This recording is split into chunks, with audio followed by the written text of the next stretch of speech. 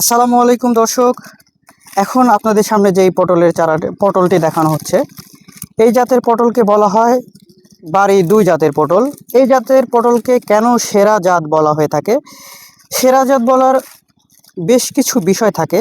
মানুষ কখন একটা জিনিসকে সেরা বলে, সেটাকে তার মধ্যে অবশ্যই বিশেষ কোনো গুণ থাকার কারণেই সেটাকে সেরা জাত বলা হয়ে থাকে। ঠিক তেমনই এই জাতের সেরা জাতকে বলার কারণ হচ্ছে এটা এত পরিমাণে ধরে এবং বাজারের চাহিদা এত বেশি যে মানুষের এর চাহিদা দিন দিন বেড়েই চলেছে। এই জাতকে বলা হয়ে থাকে, এই জাতের পটলকে বলা হয়ে থাকে বাড়ি 2 জাতের পটল। আপনারা যারা পটল চাষ করেছেন এর আগে অথবা করার চিন্তাভাবনা করেছেন, তারা অবশ্যই চিনে থাকবেন যে এই জাতের পটলকে বলা হয়ে থাকে বাড়ি 2 জাতের পটল। আপনারা দেখতেই পাচ্ছেন এটা কেমন লম্বা হয় এবং কেমন ধরে।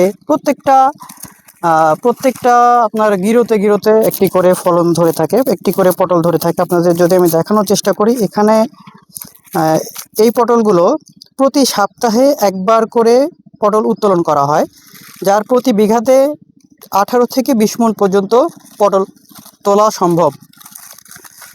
এবং এই পটল চাষের খরচ কিন্তু অন্যান্য পটলের তুলনায় অনেক কম, যে কারণে এই পটলগুলোতে দিন দিন চাহিদা মানুষের বেড়েই চলেছে।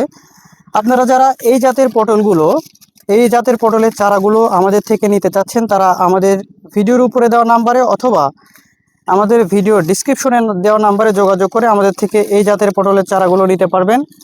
এই জাতের চারাগুলো নেওয়ার জন্য অবশ্যই আমাদের নাম্বারে যোগাযোগ করে আমাদের থেকে চারাগুলো অর্ডার করতে হবে এবং চাইলে আপনারা সরাসরি আমাদের নার্সারিতে এসে চারাগুলো নিতে পারবেন, চারাগুলো দেখে শুনে নিয়ে যেতে পারবেন। বাংলাদেশের যে কোনো প্রান্ত থেকে চারাগুলো নিতে অবশ্যই আমাদের সাথে যোগাযোগ করবেন। ধন্যবাদ।